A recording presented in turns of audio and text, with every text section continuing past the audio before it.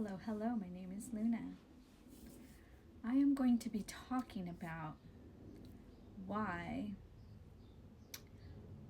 you are attracted to somebody that is very detached. So, I'm going to be tapping into a very attached energy. So, have you ever stopped and asked yourself, why am I so attracted? And this could be anyone. It could be a feminine energy, it could be a masculine energy. But why are you so attracted to someone that runs from you? That in the beginning, they are so passionate. They show up so differently. They really, in the beginning, more, they are the ones that are pursuing. They are the ones that are chasing. And as soon as you start showing attractive or attraction to them, they start getting distant. But in the beginning, when you were hard to, pull in, they were all into you. Have you ever asked yourself, hey, why am I attracted to this? What is the need to want someone that doesn't want to reciprocate the same energy? Have you ever sat and asked yourself that? Well, I have. I have come to the point where I said, wait, you come to a point of your life and you start analyzing all the people that you have had a relationship with or even married and say, why was I attracted to that person? What did I want or need from them? What was I looking for? What was I looking for?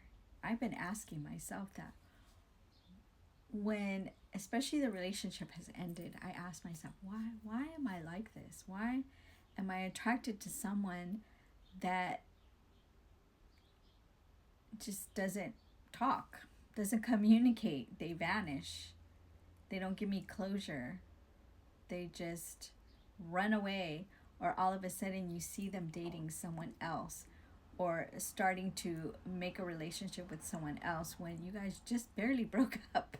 And you're like, wait a minute, I thought we had a connection. I really thought we had intimacy. And I'm talking someone that you just connected with so strong and passionately. And there was a very, very strong connection. A lot of physical, emotional connection, you thought. And then all of a sudden, whoosh, it's gone. It's not there anymore. It's like it never existed. And then you see this person carrying on with someone else. Have you ever asked yourself, why do I want this back? What is the need that I'm trying to prove to this person that ran away? Why am I wanting to hold on tighter? So a lot of people may not want to hear this, but it's a very simple fix. And I've been on my healing journey for a while. And it's really hard because you're going to break down. You're going to have days where you just shut down. You're going to have days where you're crying and bawling your tears. But it is the most happiest feeling when you finally have accepted who you are. So I am at that state. This is what I want to share, that I'm accepting who I am. Who am I? I'll let you know, because I have no fear about who I am now. I am a very anxious. I can become very attached to people. I don't like when things end. Not just with people, sometimes with a job or just things that have to end. Let's just put it that way. And I've asked myself, why am I like that? And the simple, easy fix is it all comes out when you were small. And I've asked myself, who was I always so attached to, and I wanted that love and that attention? My parents. A little bit more from my father. And my mother, I feel like sometimes I was guarded from her. Like, I felt guarded. Like, I felt that she pushed me away a lot. So now that I've been doing a lot of healing, I feel like it was both of them. Both of them, not just one. I feel like it was both of them. And I turned out to be a person that always had to be like an A personality, where I had to prove or had to show, you know, those kind of people that have to strive to get on top and get this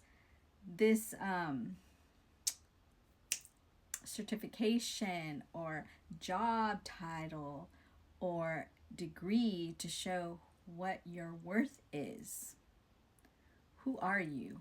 But remember, at any time that can be pulled away from you, because there was a part in my life where I had to take a pause, where I could not work, maybe like almost 2.5 years, where I was working for myself, but not really fully working in a job.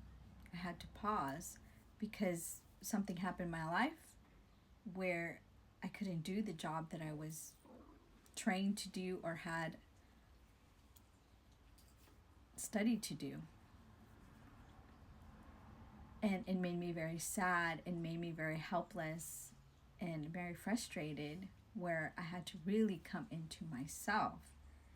So when you're doing this healing and shadow work, a lot of people fear it and don't want to do it. They don't want to do it. But when you do conquer it and you want to do it, you're going to see who you are. And again, it starts off how you were raised. So when you want somebody that is detached, it's because you are chasing what you were chasing when you were small. And if you don't heal that wound, it's going to repeat the pattern again and again. They say you marry one of your parents, and you could even have been adopted. It doesn't really matter. It's from the womb. Who are you trying to recreate and please? Who? And really look at your partner or your past partners and analyze them. One day I had an argument with my father, and he kind of shut me out. And I stopped myself and didn't give him the attention that I used to get very upset, beat up myself. I just walked outside and calmed my nervous system, regulated myself, cut the visit short, and left. And then I said, oh my God, the person that I was dating that had just recently, my last relationship, because I haven't been in a relationship, was just like my dad. And then the previous person that I was liking was like my father. They were different, but kind of the same. So then I sat there and I said, oh my God, I'm trying to please my dad. So maybe I need to concentrate more on that relationship with my father. And I started doing it. And I've seen such a big change in my life. So ask yourself today, why am I doing this? And listen to my last post. It may make all sense with this video and the previous video. Bye-bye.